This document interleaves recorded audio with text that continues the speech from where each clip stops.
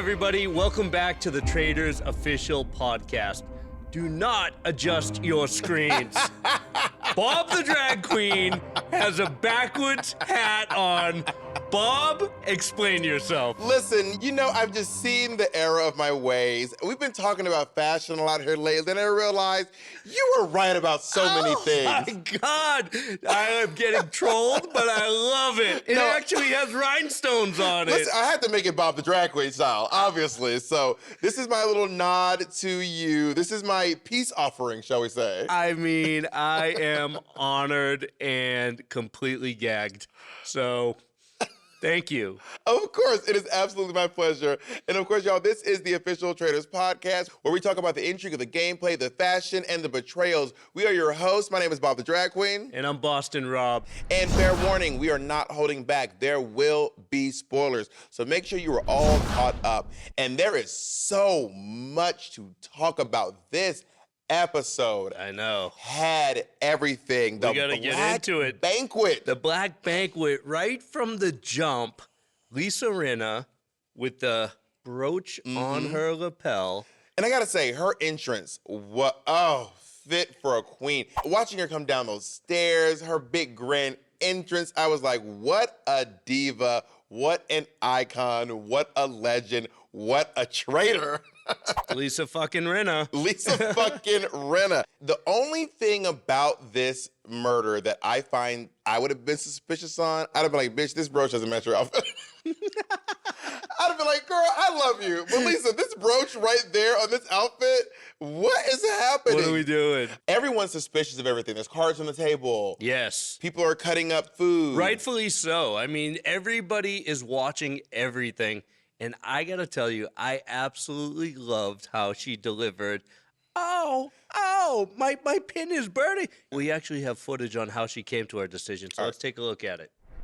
Gorgeous, bring it. Oh. If I go for Jam Jam, he didn't vote for me at the round table, and most likely won't come back on me. Perfect choice. That would have been smart. Cheers. Cheers, we have to look. I don't think I've ever shared you with this intensity. Look fab. Kristen. Also a good choice. Very smart. Quiet ones are the dangerous one.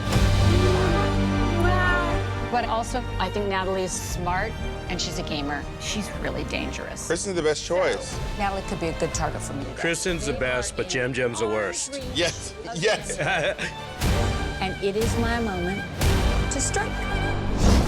But then, baby, Alan, this entrance is so great. And right when Lisa was like, it's done, I did it, Alan was like, did you really think I was going to let you off that easy?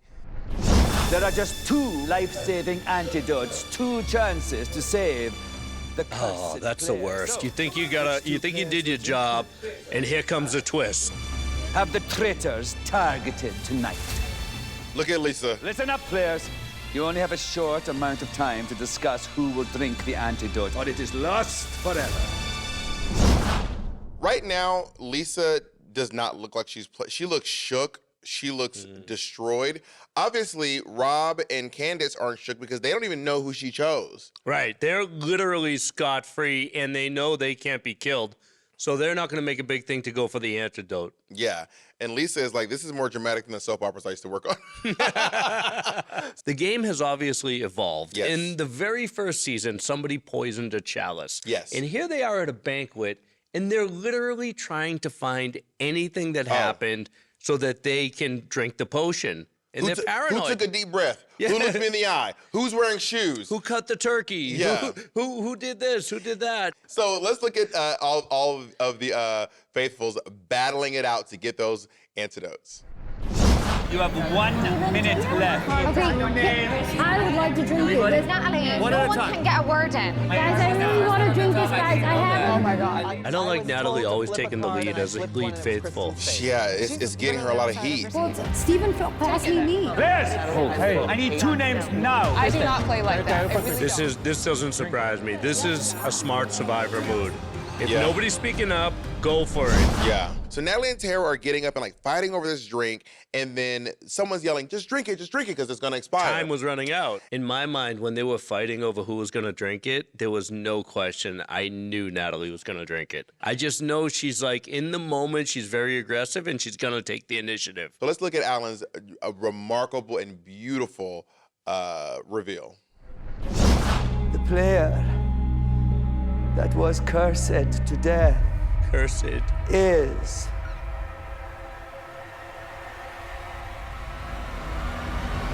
you, Jam Jam. Oh my God! Oh, Lisa. He said Lisa right away.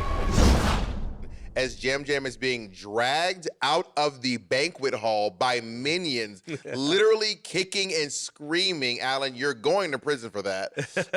I loved it. Don't change, Alan. He's yelling like, it's Lisa, she kissed me, Lisa kissed me. Yeah. Which it wasn't the kiss, but he was right. It was Lisa. The funny thing is the execution of the murder isn't even what got her. That's the crazy thing. Which is why, like, I think Jam Jam's a terrible choice. Yeah. Because he's somebody that's going to be vocal. He's going to get his on the way out. Honestly, I genuinely cannot wait to show this to him and like get his reaction in real time. And we're gonna do it right after this. Welcome back, everyone. We're so excited to be joined now by a Survivor champion known for his brilliant social game, but his $1 million victory painted the biggest target on his back in the castle. His journey ended in the most dramatic way possible. Give it up for Jam Jam Orocho. Jam Jam. Hey, hi. Girl. Thank you, Boston Rob. Thank you, Bob the Raccoon, for having me. It's so excited to Girl, talk about this. Did you I have love the it. most dramatic murder in the history of the Traitors? It has to be the most dramatic. I It mean, felt that way, watching you get dragged out of that thing. Let's start at the beginning. This black banquet, it looked amazing. Going into that, what's the feeling going into it? Not only from you, but for everyone. you know something's going to happen, but we don't know where it's going to be hitting you from. You don't know if it's going to be in the food, is in the seats, if there's roses on the tables. Everybody's talking about everything that's going on around us. Like everybody's offering you a drink and food and you don't want to take anything. I know you haven't seen anything yet, and I can tell you're very excited, but I want you to just take another look at how gorgeous you look. Oh, thank you. Let's take a look. Oh my God, that entrance, the drama. You look gorgeous. God. Bring it. No. If I go for Jam Jam, he didn't vote for me at the round table, and most likely won't come back on me. Sure. I became too close to her after that round table. I don't think I've ever shared you with this intensity. I see like stars on your eye, like you're like, it's like an energy. Look at this accessory. Oh my God, I knew something was going on. Okay, so tell me, what is your response to watching that? I was a fool for so many reasons. Like obviously I shouldn't have, interacted with anyone or do anything. I should have just sitting there and not do anything. I didn't know what was going on. And watching myself walking in there, I was so excited to be there.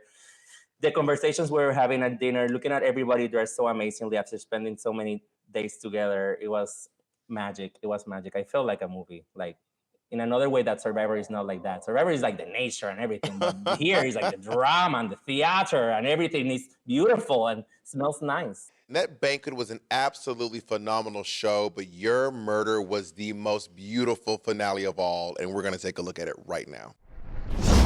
The player Oh my God, was you look amazing. cursed to death is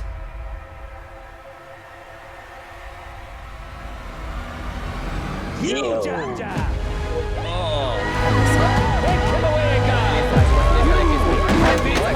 Lisa kissed me with the cheek. He was so fresh because housewives don't kiss cheek. Lisa kissed me with the cheek. She kissed. It was an air kiss. It was a real kiss. It was a real kiss. Lisa. Yeah, but what did he say she did? Kiss him on the cheek. Faces of everyone. She's mad. She's mad. Good. Got a lot of information out in a really short amount of time. Yeah, that you were was like, really good. It was Lisa in the kitchen with a kiss. Because they keep questioning me. Yeah. I didn't know. I was so mad. Half of these people lasted more than me. I was like, dude, just listen to me. Why would I say anything else? I'm obviously a faithful.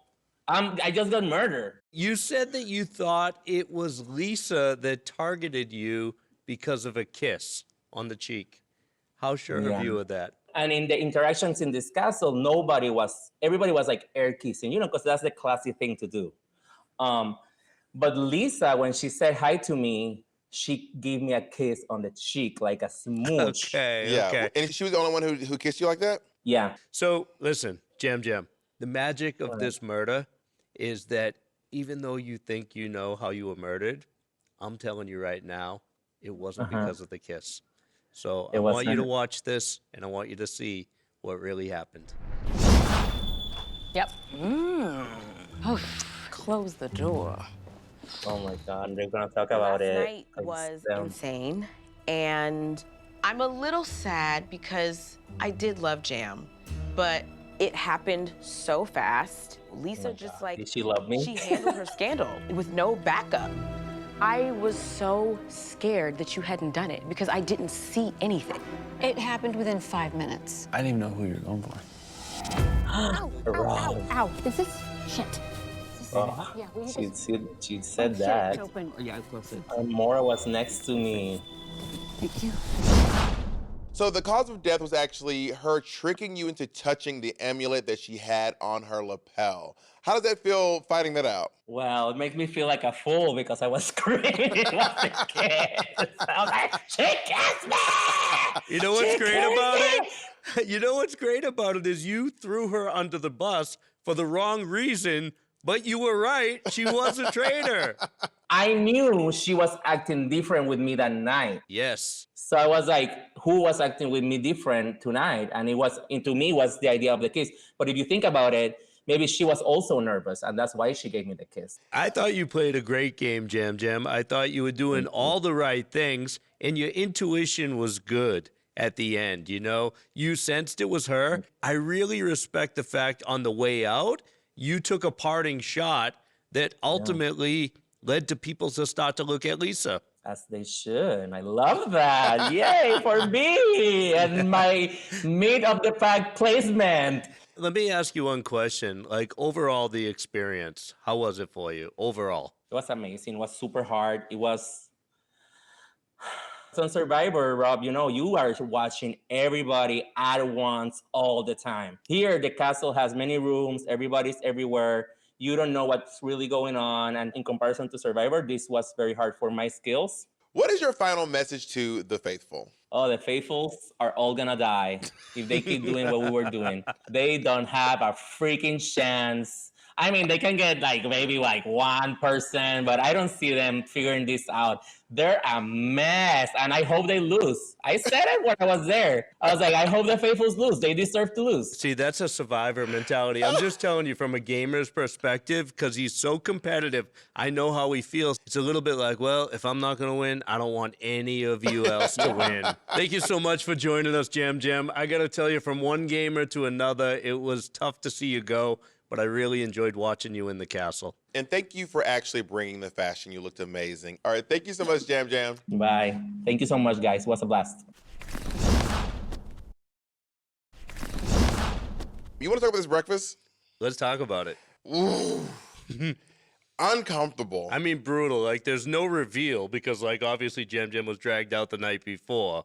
Rob, Candace, and Lisa finally have one-on-one time, face-to-face with no one around. Right. They don't have to whisper because they're the only ones in there, and they are not happy with him. No. They're pissed. So Lisa's basically like, what are you going to do? Because Candace is like, I will do what it takes to clear your name. Right. Lisa needs support. She's on the hot seat. Yes. And she's asking Rob what he's going to do. And Rob goes, I'll do the same thing I do every day. I'll just sit back in. Obviously, that's not a good enough answer for him. Because He doesn't care. He doesn't care. He wants to see her burn.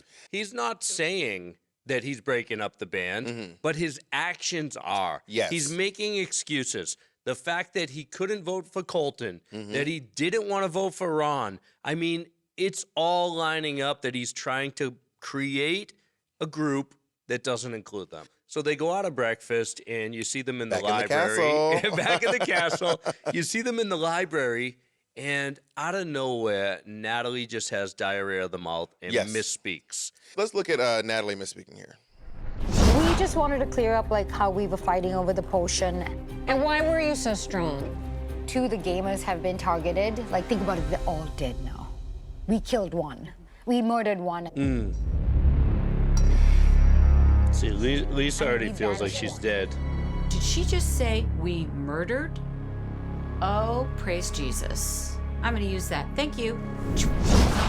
We have to agree that misspeaking we have a lot of evidence to show that does not make you a traitor. You all have seen it twice in this season. It happens a lot. We saw it once with Michael, we saw it once with Portia, and now we're seeing it with Natalie. Why are y'all still taking this as Bible truth that you're a traitor? I just think, I feel like if there's nothing else to go on, it's a way to incriminate someone. So Rob is trying to make his case against Lisa. He's doing it to his faithful buddies. He is working like double time to take Lisa down. Let's look at this clip.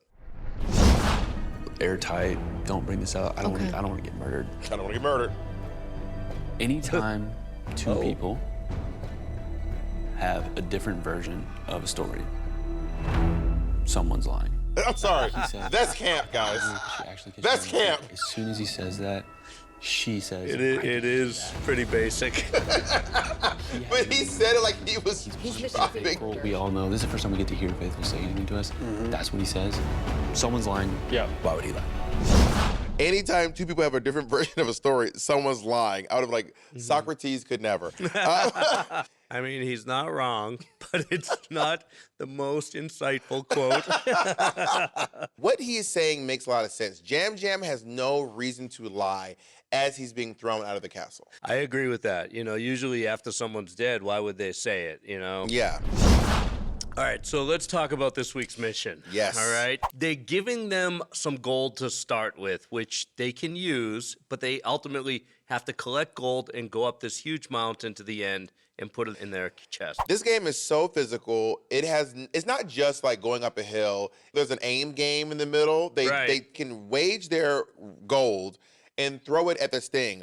Rob is crushing. He skips rocks for hours, apparently, at his lake. And Candace can't hit the broadside of a barn to save her life. Candace got to know she has no aim. Natalie is a beast. She's done this on Survivor. I've seen firsthand her hustling. Yeah, she is strong. She is smart. She is made for this game. No doubt. And this, then there's a third part of it, because you get to the top and you realize you can just give someone else your gold. Right. So now you can campaign. There's a strategy there too, and you do see some people putting their gold in other people's because they didn't have enough. And then, when it's all said and done, the top earners, Colton, Eric, Mark, Natalie, Rob, and Steven all have the most gold. And it's Rob's job to determine who is lying to him. So the power of the dagger, it's not just some shiny toy. The power of the dagger allows you to have 2 votes. You get literally double the vote at the round table. So it's a bluff game. I actually played a game similar to this on Deal or No Deal Island. I bet Rob plays poker, and he effectively used a strategy called baselining, where he asks them a question that they're supposed to answer truthfully. What's your name? He knows the answer to, so that he can get a baseline on them to when he asks him, do you have the dagger, to see if there's any difference in the reaction. I usually hate when people say, I'm a human lie detector, but honestly, he ate. He did. And Natalie has 2 fatal flaws. Tells, if you call them. I don't know if a lot of people at home know this, but one of the way you can tell if someone's lying that's a pretty effective tell is if when you ask them a question, they touch their face. Sometimes they grab their ear, sometimes they touch their face, sometimes they touch the nose. And the closer to the nose they touch, the more accurate it is as a lie. Kind of Pinocchio. A little bit Pinocchio. Right. One other thing they do when they're closed off and they're trying to be deceptive is they cross their arms. And I noticed Natalie did both of those when Rob questioned it, and Rob picked up on it. So Rob effectively knows that Natalie is lying. He gets the dagger, and And now we're all headed back to the castle, and they have a second to communicate in the Rovers. Before they go back into the castle, Rob takes it upon himself to make a pact with all the people that were playing for the Dagger to not tell anyone. I thought this was a bold move, and I don't know that I would have done that if I were Rob. And for whatever reason, all the faithfuls are just trusting him. Let's take a look at Rob talking about this pact. Hold up, gang. Hold on. What are we doing? So, I trust you guys. I'm a faithful. I have the dagger. Okay. I want to make a pact that when we go in there, we agree not to tell anyone. Like, honestly, bro, fuck, I'm gonna get murdered. Target on your back. Yeah, huge target. He's the one that has something to lose by it. The other people are not incentivized. Yeah. How does it help them? It's not like a shield. How does it help them to hide the fact that he has the power of 2 votes? It doesn't help them at all. I don't get how it makes him look faithful. I don't get how I wouldn't trust him. I wouldn't trust him. I would not trust this man. Yeah. If he'd done this, I have the dagger, and I'll tell you what, if you guys keep it a secret that I have the dagger, whoever we all agree on as a group to use it against, I will use it on them. That is a smart strategy. That incentivizes them to keep the secret. Exactly. So, I mean, but for whatever reason, Bob, that was good. That's really good. That's really on the fly, too. Let's go. I should be on the Traitors. He's getting ready for the All-Stars. Watch out. Okay, it's time for a showdown. Let's talk about this roundtable. But this roundtable might have been one of my favorite ones so far this season. It was good. Yeah. It was really, really good. Lisa should have let people build a case against Natalie and then come in at the very final second and be like, and by the way, I heard this thing. It's just like Eric. Eric let everyone build a case against Tiffany, and then once they were like on the edge, he came in and said, and just to really put the nail in the coffin, push her over the edge. I heard her laugh. Right. If Lisa would have presented it like that, I think she actually could have swayed some more votes toward Natalie. agree with you. I think like she was too little in the beginning, and had she positioned her attack better, I think she could have gotten across the finish line. Everyone's pretty much headed toward Natalie. Colton turned the tides. He all of a sudden, it's going to Natalie, and everybody thinks that like it's on Natalie, and then all of a sudden Colton turns it to Lisa, which is pretty impressive. I gotta say, like that's the thing. I don't know if he's actually onto Lisa or if he just got lucky. I can't tell. Let's take a look at this real quick. I'd like to talk about Jam Jam. I'd like to too. And Natalie's like, I sure as hell would like to talk about anybody but me. I obviously now know, like, we could have 100% trusted him. And so my question directly to you is, why, in his last words to us, why would he go for you so aggressively? I do not know. I do not know. I feel like Colton did a pretty good job at getting everyone to look at Lisa. And then out of nowhere, Rob just repeats almost verbatim the same thing that Colton had just said. I think Rob's been playing good. I think he's done a lot of things this episode that I don't love and I don't agree with. You know, starting from the Dagger situation with the pact, coming at Lisa the way he is, and I think in the turret tonight they're gonna go at it. When it's all said and done, Lisa has been banished, and then you would think that Colton would be like, I got some good social clout. They believe me again. I'm gonna calm down. Nope. He immediately goes, and now on to Steven. Next up, we got no time. I'm gonna stop. Where's my finger going? Who's it gonna be? It's you. Colton, slow down. Oh. Do you know how getting Lisa was the best thing that could happen for Colton? Man, if Colton goes all the way to the end and like wins as a faithful, I'm gonna tell you, man, it's one of the boldest games I've ever seen. I really hate that Candace threw that vote away. It might have been smart. It might have been a decent strategic move. It might have kept her hands clean. But I wish that she would have just stuck to her guns and voted for Colton. I have loved the way Candace has played so far. I hated that vote. Me too. I hated it because to me, it felt purely emotional, not strategic, and she was upset that Rob voted for Lisa, and she just wanted to say, look, this is where I stand. She could have done the same thing later on in the turret and gave it to him. Yeah. Once you find out that there's traitor on traitor violence, it's a wrap for the rest of you. Yeah. When the pressure came on Lisa, she just wasn't able to defend against what happened at the banquet. And ultimately, you know, too many people were suspicious and it got her. I'm sad to see her go, but luckily for everyone else, we're going to be talking to her later in the show, and we'll get her viewpoint straight from her. I'm so mad at the way that TV is TV because I don't want to wait until next week. I want to hear when they reveal those, they pull their hoods off in the turret, and Candace has the rage. Let me say right now, hell hath no fury like a housewife slightly inconvenienced. Slightly, just a little bit.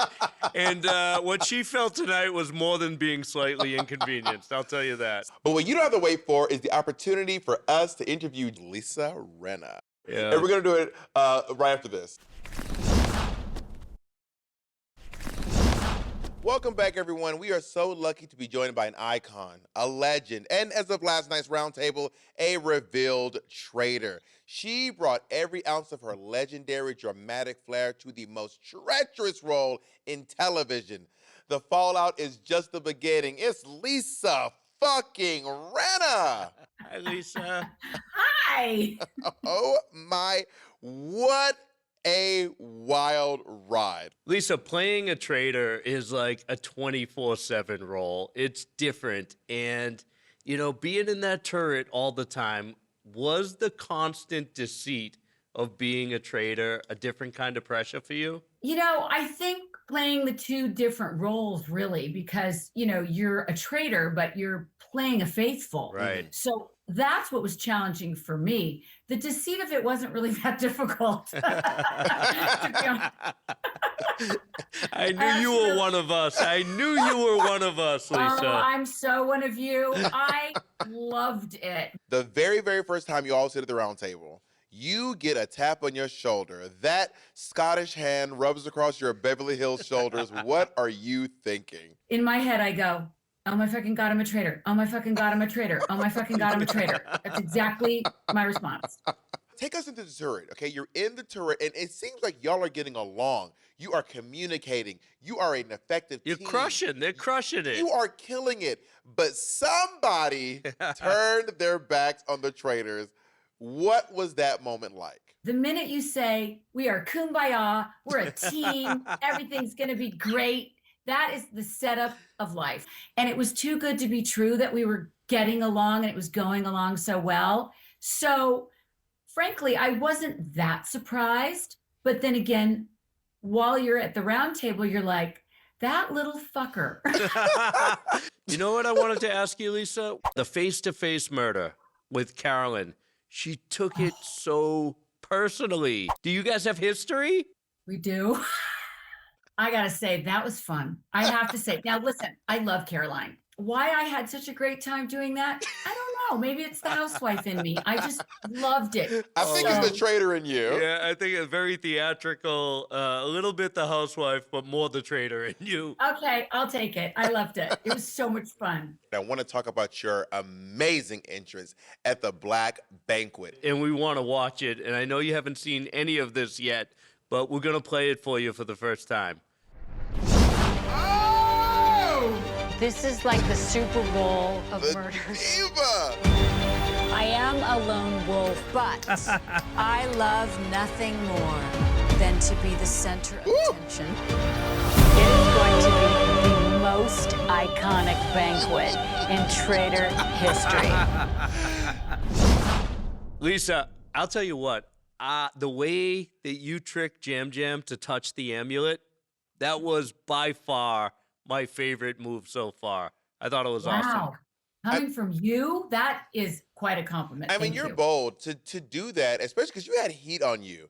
And the truth is, you did it so smooth, you were actually never found out. They thought it was the kiss, and it was so you actually ate way harder than anyone gave you credit for. Thank you, Bob. It's true. I knew it, and it was so frustrating when Jam Jam yelled my name at the end, because I was like, oh, I knew that amulet would look so fierce on that outfit.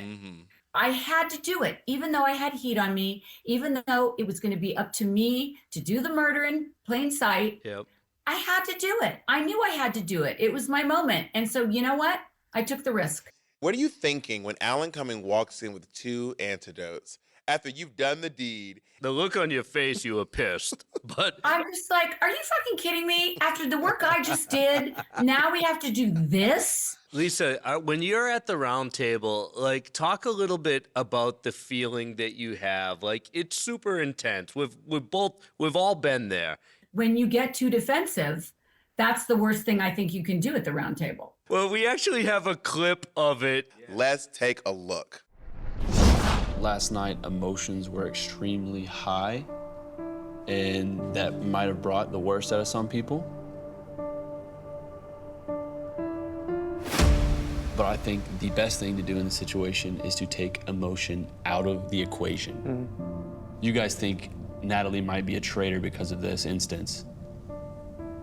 What would her motive be to make a spectacle of herself, especially when she already knows. I saw that what look. does she gain from this as a traitor other than putting a target on her back? Logic. Lisa's like, you fucking little I have a shit. follow-up question. As faithfuls, we are awarded nothing. We have no guarantees.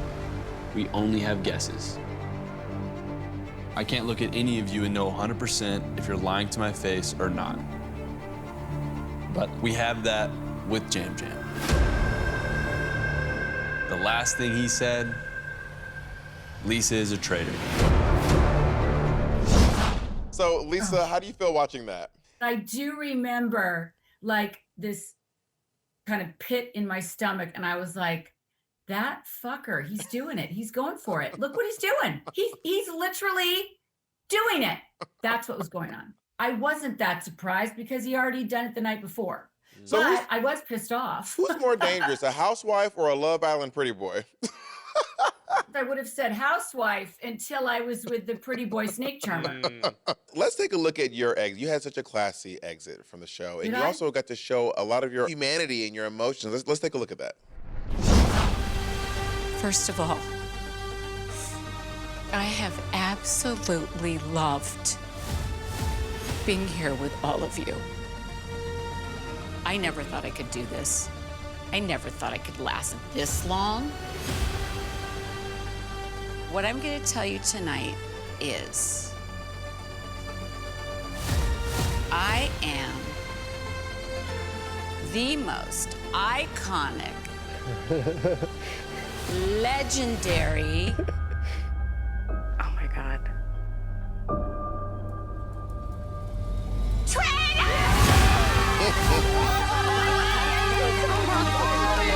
So classy. Look at the walk. Look at the strut. I know, it's so good. It was just so nice to be able to be me. I'm just so grateful for the entire experience. Do you have a message for Rob? Oh, Rob. Oh, Rob. Candace is coming for you, honey.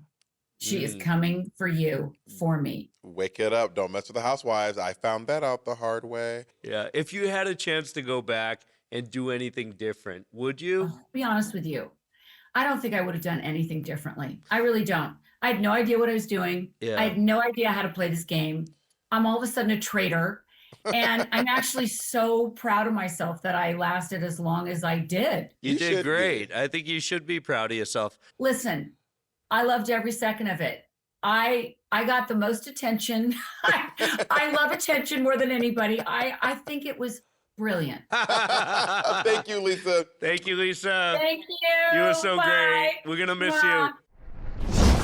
It is that time of the show. Let me tell you right now, these traitors might be murderers, but these looks are killer. Let's talk about these looks at the Black Banquet. I don't think that Kristen can do wrong. Kristen's wearing this beautiful red mock turtleneck garment. She looks stunning always. She looks amazing. Really pretty. She brings a lot of power to her looks. Yeah, beautiful. You know, Johnny Weir is bold. Yeah, I can't say that I love this, but Johnny, you're still a legend. Mark here is wearing like a tuxedo from the 1930s. Looks like something from Wild West. off rip, Mark's hair is just so good. I mean, I'm jealous. Y'all know I'm bald. I even got a hair transplant surgery. I'm waiting for it to kick in. He does look good, though. Thumbs up. He's at the banquet. He looks like the waiter to me. Like, he could be serving, right? If you're not paying attention, you could, like, put your plate for Mark, and I'd have some more turkey. I'll have a Cabernet, please. Yes. Thank you. Oh, my. Mora, this looks like Mugler. This looks like 1995, straight off the runway. She looks like a fucking model. This hat, she's got to be picking up at least 57 different channels on this hat. Like this lady gets Wi-Fi. She looks amazing. It's like metallic. It looks like armor. She's ready to fight. God, she looks good. She's absolutely beautiful. I will give you that. It's giving Posh Spice from the old days. That's a compliment. But the dress itself kind of looks like C-3PO a little bit, right? Like straight out of Star Wars, the gold guy. Well, C-3PO is a fashion icon, and I'm glad that you recognize that. Then it's iconic. Great job, Mara. I love what Jam Jam's doing here. You can take a blazer, and you can make it look really cool by just adding something and taking your shirt off. The white suit is good. The sheep tail rug hanging off the side, I wouldn't go with. I think that's marabou or ostrich. I mean, it could be an ostrich. It could be a lamb. It could be a bunch of chicken feathers. It could be a lot of different things. It might be all those things. It might be. Natalie looks like a warrior. I mean, a lot of them are trying to, I feel like they're using their look to imply something. And Natalie, this makes her look strong. This makes her look powerful. I don't particularly love this look, but I love the message that it's sending. Lisa fucking Rinna. I mean, even you can acknowledge even this is dramatic. This is so epic. She looks so good. It's kind of giving Anything Goes meets My Fair Lady. It's this black and white duochromatic corset with these big poofy shoulders, these crazy ruffly cuffs on her wrist, this cute little like sailorish type hat. I love this. I hate to admit this. Rob looks amazing. I never knew what they were seeing in Rob.